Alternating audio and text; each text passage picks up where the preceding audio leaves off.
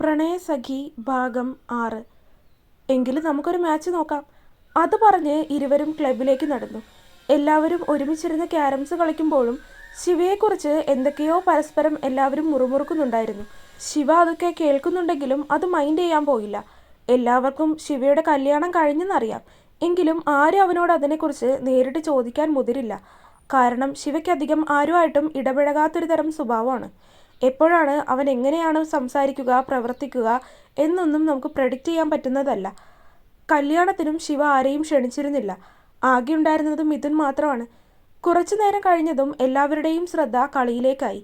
സമയം കടന്നുപോയി. നേരം രാത്രിയായി തുടങ്ങി. അതിനിടയിൽ എല്ലാവരും ചായ കുടിക്കുകയും സ്നാക്സ് കഴിക്കുകയും ഒക്കെ ചെയ്യുന്നുണ്ട്. കളിച്ചങ്ങനെ ഇരിക്കുമ്പോൾ സമയം പോകുന്നത് അറിഞ്ഞില്ല. മിഥുനും കളിയിലായിപ്പോയി. പെട്ടെന്ന് പുറത്തേക്ക് നോക്കിയപ്പോഴാണ് ശിവ പുറത്ത് ആകെ മൊത്തത്തിൽ ഇരുട്ടായത് കണ്ടത്. അവള് വീട്ടിലൊറ്റയ്ക്കായിരിക്കില്ലേ എന്ന ചിന്ത അപ്പോഴാണ് അവൻ്റെ മനസ്സിലേക്ക് വന്നത്. പെട്ടെന്ന് തന്നെ ശിവ കളിച്ചുകൊണ്ടിരിക്കുന്നത് നിർത്തി എഴുന്നേറ്റു. അവൻ പെട്ടെന്ന് അങ്ങനെ എഴുന്നേറ്റത് കണ്ടതും എല്ലാവരും അവനെ ഒന്ന് നോക്കി. എന്താടാ?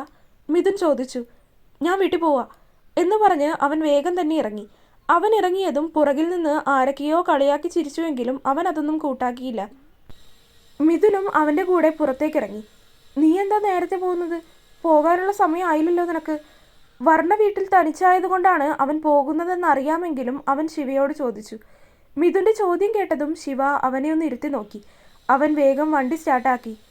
നീ വരുന്നുണ്ടോ? ഗൗരവത്തോടെ അവൻ മിഥുനോട് ചോദിച്ചു. ഞാൻ വരുന്നില്ല, മണവാളം ചെല്ല്.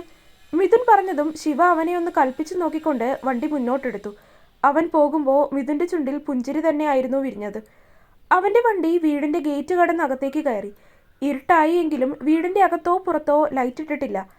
ഇവളിതെവിടെ പോയി എന്ന് ചിന്തിച്ച് അവൻ വീടിൻ്റെ ഡോറ് തുറക്കാനായി ഹാൻഡിൽ തിരിച്ചു. ലോക്ക് ചെയ്യാത്തത് കൊണ്ട് തന്നെ അതപ്പോൾ തന്നെ തുറന്നു വരികയും ചെയ്തു. അവൻ അകത്തേക്ക് കയറുമ്പോൾ ഹാളിലാകെ ഇരുട്ടാണ്. ഒരു മുറിയിൽ പോലും വെട്ടം കാണാനില്ല. അവൻ ഹാളിലെ ലൈറ്റിട്ട് നോക്കി. ലൈറ്റ് ഇട്ടിട്ടും അവളുടെ അനക്കമൊന്നുമില്ല. നോക്കുമ്പോൾ അവൾ ഡൈനിങ് ടേബിളിൽ തല വെച്ച് കിടക്കുന്നതാണ് അവൻ കണ്ടത്. അവൻ വന്ന് വാതിൽ തുറന്നതും ലൈറ്റ് ഇട്ടതോ ഒന്നും അവൾ അറിഞ്ഞിട്ടില്ല. ഉറക്കമാണോ? അവൻ അവളുടെ അടുത്തേക്ക് വന്ന് പിറകിലായി നിന്നുകൊണ്ട് ഒന്ന് മുരടനക്കി. അപ്പോഴും അവളുടെ അനക്കമൊന്നും ഇല്ലാഞ്ഞതും അവൻ പതിയെ അവളുടെ പുറത്തൊന്ന് തട്ടി വിളിച്ചു. എന്നിട്ടും അവളുടെ അനക്കമൊന്നും ഇല്ല എന്ന് കണ്ടതും അവൻ അല്പം പരിഭ്രമം തോന്നി. ഹേയ്! അവൻ അവളുടെ പുറത്ത് വീണ്ടും ഒന്ന് ശക്തിയായി തട്ടി. എന്നൊരു ചെറിയ ഞരക്കമല്ലാതെ അവളിൽ നിന്ന് മറുപടിയൊന്നും ഉണ്ടായില്ല. ഹേ, എഴുന്നേക്ക് എന്ന് പറഞ്ഞ് അവൻ ശക്തമായിട്ട് അവളെ ഒന്ന് കുലുക്കി. അപ്പോഴും ചെറിയ ഞരക്കമല്ലാതെ അവൾ ഉണർന്നില്ല. അവൻ അവളുടെ പൾസ് റേറ്റ് ചെക്ക് ചെയ്തു. ബോധമില്ലല്ലോ എന്ന് ചിന്തിച്ച് അവൻ വേഗം തന്നെ മേശയുടെ മുകളിലിരുന്ന ജഗ്ഗിൽ നിന്ന് കുറച്ചധികം വെള്ളം കയ്യിലേക്കെടുത്ത് അത് അവളുടെ മുഖത്തേക്ക് ശക്തിയായി തന്നെ തളിച്ചു കൊടുത്തു. മുഖത്തേക്ക് വെള്ളം വന്ന് പതിച്ചപ്പോൾ അവളൊന്ന് ഞെട്ടി ആയാസപ്പെട്ട് കണ്ണുകൾ വലിച്ചു തുറന്നു. എങ്കിലും അവൾക്ക് പൂർണ്ണമായിട്ടും എഴുന്നേറ്റിരിക്കാനുള്ള ആവതില്ലായിരുന്നു. അവൾ വീണ്ടും ടേബിളിലേക്ക് തന്നെ തലവച്ച് കിടന്നുപോയി.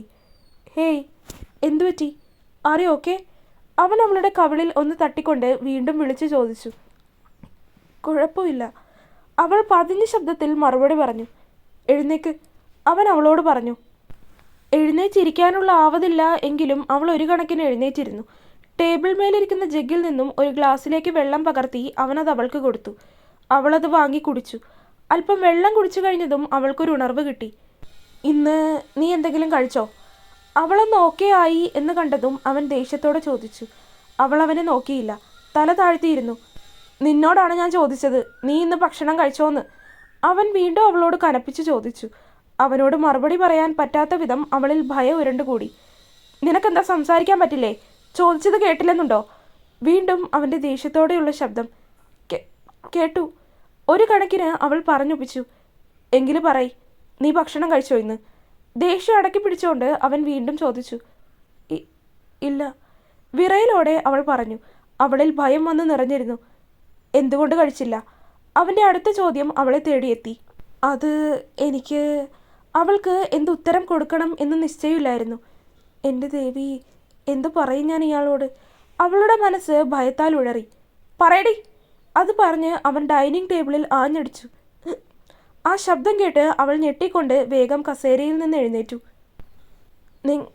നിങ്ങളൊന്നും കഴിച്ചില്ലല്ലോ, അതുകൊണ്ട് അതുകൊണ്ട് അതുകൊണ്ട് നിനക്കെന്താ? എനിക്കും കഴിക്കാൻ തോന്നിയില്ല. പതിഞ്ഞ ശബ്ദത്തിൽ അവൾ പറഞ്ഞൊപ്പിച്ചു. നിന്നോട് ഞാൻ പറഞ്ഞോ കഴിക്കേണ്ടെന്ന്? അവൻ അവളിലേക്ക് ആഞ്ഞുകൊണ്ട് ചോദിച്ചു. ഇല്ല, അവൾ മറുപടി കൊടുത്തു. പിന്നെ എന്ത് കാര്യം കൊണ്ട് നീ കഴിക്കാതിരിക്കണം? ഞാൻ പറഞ്ഞു, ഇവിടെ നീ ഞാൻ പറയുന്നത് പോലെ ജീവിച്ചാൽ മതി. ഇനി ഇത് ആവർത്തിച്ചാൽ എൻ്റെ കൈയുടെ ചൂട് നീ അറിയും. ഓരോരോ മെനക്കേടുണ്ടാക്കി വെക്കാൻ നിൽക്കുന്നു. അവൻ അവളെ താക്കീത് ചെയ്തു. ഭയത്തോടെ അവൾ അവനെ നോക്കി തലയാട്ടി. കുറച്ചു നേരമായിട്ടും അവൻ്റെ അനക്കമൊന്നും ഇല്ലാതെയായതും അവൾ തലയുയർത്തി നോക്കി. എന്നാൽ അപ്പോഴേക്കും അടുക്കളയിൽ നിന്നും എന്തൊക്കെയോ തട്ടും മുട്ടും ശബ്ദം കേട്ടു. അവൾ അവിടെ തന്നെ നിന്നു, അനങ്ങിയില്ല.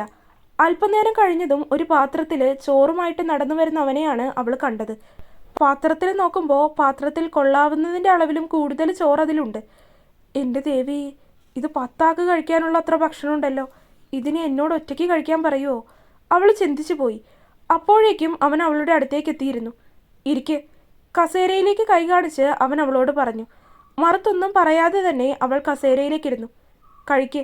അവളുടെ മുന്നിലേക്ക് ആ പാത്രം വെച്ചു കൊടുത്തുകൊണ്ട് അവൻ പറഞ്ഞു. അവളാണെങ്കിൽ അവനെ കണ്ണും മിഴിച്ചു നോക്കി. ഞാൻ ഞാൻ ഇത്രയൊന്നും കഴിക്കില്ല. വിറയലോടെയാണെങ്കിലും അവൾ ഒരു കണക്കിന് അവളോട് പറഞ്ഞു. നീ കഴിക്കും എന്ന് പറഞ്ഞ് അവൻ അവളുടെ അടുത്തുള്ള കസേര വലിച്ചിട്ട് അതിലേക്കിരുന്നു. നീ ഇന്നിത് കഴിച്ച് കഴിഞ്ഞിട്ടേ ഇവിടെ നിന്ന് എഴുന്നേക്കൂ, അവൻ തീരുമാനിച്ചുറപ്പിച്ച ശബ്ദത്തിൽ പറഞ്ഞു. ഇതിലും നല്ലത് ഒരൊടി കിട്ടുന്നതായിരുന്നു എൻ്റെ ദേവി. അവൾ അന്നേരം മനസ്സിൽ ചിന്തിച്ച് കഴിച്ചു തുടങ്ങി. ആദ്യമൊക്കെ വിശപ്പുള്ളത് കൊണ്ട് വേഗം കഴിച്ചു. എന്നാലും വിശപ്പൊന്ന് അടങ്ങിയപ്പോൾ കഴിക്കാൻ മടുപ്പായി. എങ്കിലും അവനോടുള്ള ഭയം കൊണ്ട് അവൾ വീണ്ടും കഴിച്ചു. അവൾ ഭക്ഷണം കഴിക്കാൻ തുടങ്ങിയിട്ട് അരമണിക്കൂറായി. ഈ നേരം കൊണ്ട് അവൾ അതിൻ്റെ പകുതി മാത്രമാണ് കഴിച്ചു കഴിഞ്ഞത്. അവൾക്ക് മതിയായി എന്ന് പറയാൻ അവൾ അവനെ നോക്കി. അവൻ ഫോണിൽ എന്തോ നോക്കിയിരിക്കുകയാണ്. ഇടയ്ക്ക് തല ഉയർത്തി നോക്കി അവൻ കാണുന്നത് തന്നെ നോക്കിയിരിക്കുന്ന അവളെയാണ്. അവൻ അവളോട് പുരിക ഉയർത്തി എന്താണെന്ന് ചോദിച്ചു. മതി, അവൾ പറഞ്ഞു.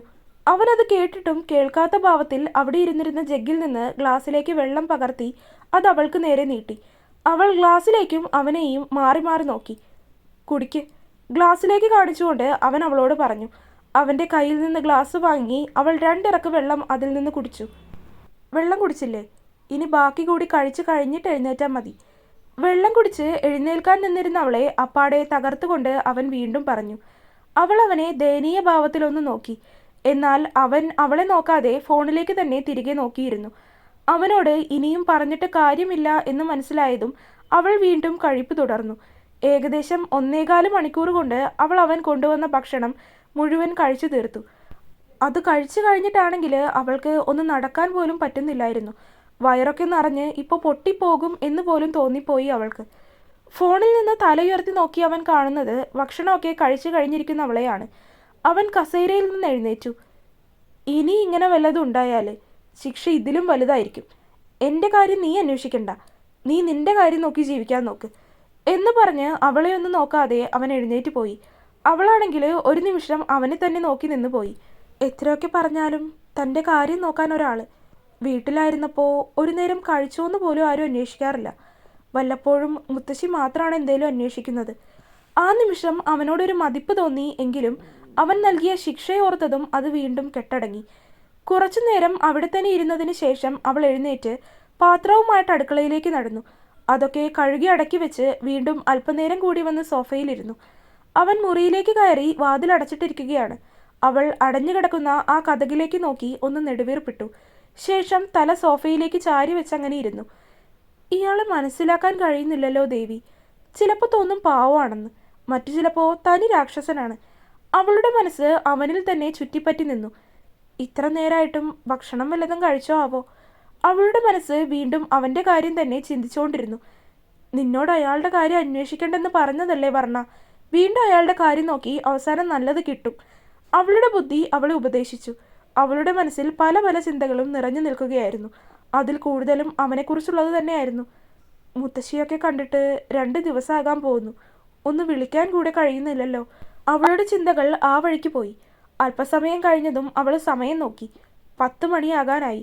അടഞ്ഞു കിടക്കുന്ന അവൻ്റെ വാതിലിലേക്ക് ഒന്നുകൂടി നോക്കിക്കൊണ്ട് അവൾ മുറിയിലേക്ക് നടന്നു. എന്തോ അവൾക്ക് കിടന്നിട്ടും ഉറക്കം വരുന്നുണ്ടായില്ല. അവളുടെ ചിന്തകളിൽ മുഴുവൻ അവനായിരുന്നു. ആ സമയം അവൾ അറിഞ്ഞിരുന്നില്ല ഇനിയുള്ള ജീവിതകാലം മുഴുവൻ അവനായിരിക്കും അവൾക്കുള്ള തുണയെന്ന്. എന്നാൽ അകത്ത് ശിവ വെറുതെ കട്ടിലിൽ കിടക്കുകയായിരുന്നു. അവൻ്റെ മനസ്സിൽ പലവിധ ചിന്തകളായിരുന്നു. അതിലേറ്റവും കൂടുതൽ നിറഞ്ഞു നിന്നിരുന്നത് അവൻ്റെ പൊന്നു തന്നെയായിരുന്നു. അവളെക്കുറിച്ച് ഓർക്കുമ്പോൾ അവൻ്റെ കണ്ണുകൾ സ്വയം കലങ്ങുന്നതും കണ്ണിൽ നിന്നും മിഴിനീരൊഴുകുന്നതും അവൻ പോലും അറിഞ്ഞിരുന്നില്ല. ഓർമ്മകളുടെ കുത്തൊഴുക്കിൽപ്പെട്ട് അവൻ്റെ കണ്ണിൽ നിന്നും ധാരധാരയായി മിഴിനീർ ഒഴുകിക്കൊണ്ടിരുന്നു. മറ്റുള്ളവരുടെ മുൻപിൽ ധൈര്യശാലിയും ദേഷ്യക്കാരനും ഗൗരവക്കാരനുമായ ശിവയിൽ നിന്നും ഒറ്റയ്ക്കാകുമ്പോഴുള്ള അവൻ്റെ മാറ്റം ഇതുതന്നെയാണ്. എന്നാൽ ഒഴുകിയിറങ്ങിയ മിഴിനീരിനെ തുടച്ചുകൊണ്ട് മറ്റു പലതും അവൻ്റെ ചിന്തകളിൽ നിറഞ്ഞു. ഒരു നിമിഷം അവൻ്റെ ഉള്ളിൽ ആരെയൊക്കെയോ കൊല്ലാനുള്ള രീതിയിലുള്ള പക ഉടലെടുത്തു. വെറുതെ വിടില്ല നിങ്ങളെ ആരെയും. എന്നിലൊരല്പമെങ്കിലും ജീവൻ ബാക്കിയുണ്ടെങ്കിൽ ഓരോന്നിനെയും അനുഭവിപ്പിക്കും ഞാൻ. അത് പറയുമ്പോൾ അവൻ്റെ കടപ്പല്ല് ഞെരിഞ്ഞ് ദേഷ്യത്തോടെ അവൻ്റെ മുഖം ചുവന്നു വന്നു. വേഗം തന്നെ കട്ടിലിൽ നിന്ന് എഴുന്നേറ്റ് അലമാരയിൽ സൂക്ഷിച്ചിരുന്ന മദ്യക്കുപ്പിയെടുത്ത് അവിടെ തന്നെ ഇരുന്നിരുന്ന ഗ്ലാസ്സിലേക്ക് പകർത്തി വെള്ളവും ഒഴിച്ച് അവൻ ഒറ്റ വലിക്കത് കുടിച്ചു. ആരോടൊക്കെയോ ഉള്ള വാശി പോലെ കുടിച്ചു കുടിച്ച് ആ കുപ്പി മുഴുവൻ കാലിയായി. എന്നാലും അവൻ്റെ ഉള്ളിലെ പക കെട്ടടങ്ങിയിരുന്നില്ല. മദ്യലഹരിയിൽ കട്ടിലിലേക്ക് ചായുമ്പോഴും അവനിൽ ആരോടൊക്കെയോ ഉള്ള ദേഷ്യം തന്നെയായിരുന്നു മുന്നിട്ട് നിന്നത്. രാത്രി എപ്പോഴോ ഉറങ്ങിപ്പോയ വർണ്ണ പിന്നീട് രാവിലെയാണ് ഉണർന്നത്. എഴുന്നേറ്റുടനെ അവൾ ജനലിൻ്റെ കർട്ടൻ മാറ്റി നോക്കി. നേരം പുലർന്നു വരുന്നതേയുള്ളൂ. 6 മണിയൊക്കെ ആയി കാണുമെന്ന് തോന്നുന്നു. അത് പറഞ്ഞ് അവൾ എഴുന്നേറ്റിരുന്നു. അല്പനേരം ഒന്ന് കണ്ണുകൾ അടച്ച് സ്വസ്ഥമായിട്ട് മനസ്സിലൊന്ന് പ്രാർത്ഥിച്ചു. അത് കഴിഞ്ഞ് കുളിക്കാനായി ഡ്രസ്സൊക്കെ എടുത്ത് കുളിച്ചിറങ്ങി. വാതിൽ തുറന്ന് പുറത്തിറങ്ങുമ്പോൾ അവൻ്റെ മുറി ഇപ്പോഴും അടഞ്ഞു തന്നെ കിടക്കുകയാണ്. അവൾ മുന്നിലെ വാതിൽ വന്ന് തുറന്നു. വാതിൽ തുറന്നപ്പോൾ തന്നെ കിളികളുടെയൊക്കെ ശബ്ദമാണ് കേട്ടത്. വീടിൻ്റെ മുന്നിലായി തന്നെ ഒഴിഞ്ഞു കിടക്കുന്ന പറമ്പാണ്. അവിടെ നിറയെ തെങ്ങുകളും മരങ്ങളും നിൽക്കുന്നുണ്ട്. അവിടെ നിന്നുമാണ് കിളികളുടെയും കുരുവികളുടെയും ഒക്കെ ശബ്ദം കേൾക്കുന്നത്. ഉമ്മറത്തേക്ക് ഇറങ്ങി നിന്ന് അവൾ കുറച്ചു നേരം ചുറ്റുമൊന്ന് നോക്കി. അപ്പോഴേക്കും ഗേറ്റിനടുത്തേക്ക് ഒരു പയ്യൻ വന്നു. അവൻ കയ്യിലുണ്ടായിരുന്ന ഒരു വലിയ സഞ്ചിയിൽ നിന്നും ഒരു കുപ്പി പാലെടുത്ത് വീടിൻ്റെ മതിലിന് മുകളിലേക്ക് വെച്ചു. പെട്ടെന്ന് അങ്ങനെ കൊണ്ടുവന്ന് വെച്ചതും അവൾ എന്താണെന്നുള്ള രീതിയിൽ അന്തിച്ചുകൊണ്ട് ആ പയ്യനെ തന്നെ നോക്കി. ഇന്നു മുതൽ ഇവിടെ പാല് വേണമെന്ന് ഇവിടുത്തെ ചേട്ടൻ പറഞ്ഞിരുന്നു. അവളുടെ നോട്ടം കണ്ടിട്ടാണോ എന്തോ ആ പയ്യൻ അവളോട് പറഞ്ഞു. ആ പയ്യൻ പോയതും അവൾ പോയി ആ പാലിൻ്റെ കുപ്പി എടുത്തു. ഗേറ്റിൽ നോക്കുമ്പോൾ ന്യൂസ് പേപ്പർ ബോക്സിലായിട്ട് ന്യൂസ് പേപ്പർ കൊണ്ടുവന്ന് വെച്ചിട്ടുണ്ട്. ന്യൂസ് പേപ്പറും എടുത്ത് അവൾ അകത്തേക്ക് നടന്നു. വരാന്തയിലായി 2 ചൂരലിൻ്റെ കസേര ഇട്ടിട്ടുണ്ട്. ന്യൂസ് പേപ്പർ അതിലേക്കിട്ടു. ശേഷം ചായ വെക്കാമെന്ന് കരുതി പാലിൻ്റെ കുപ്പിയുമായി അടുക്കളയിലേക്ക് നടന്നു. അടുക്കളയിൽ വന്ന് നോക്കുമ്പോഴാണ് അവൾ ആ കാഴ്ച കാണുന്നത്. തുടരും. അപ്പോൾ വീഡിയോ കണ്ടവരെല്ലാവരും വീഡിയോ ലൈക്ക് ചെയ്യുക. നിങ്ങളുടെ അഭിപ്രായങ്ങൾ എന്തായാലും അത് കമൻറ്റായിട്ട് അറിയിക്കുക. ചാനൽ സബ്സ്ക്രൈബ് ചെയ്യാത്തവരുണ്ടെങ്കിൽ സബ്സ്ക്രൈബ് ചെയ്യുക. അടുത്ത പാർട്ടായിട്ട് നാളെ വരാട്ടോ. ബൈ.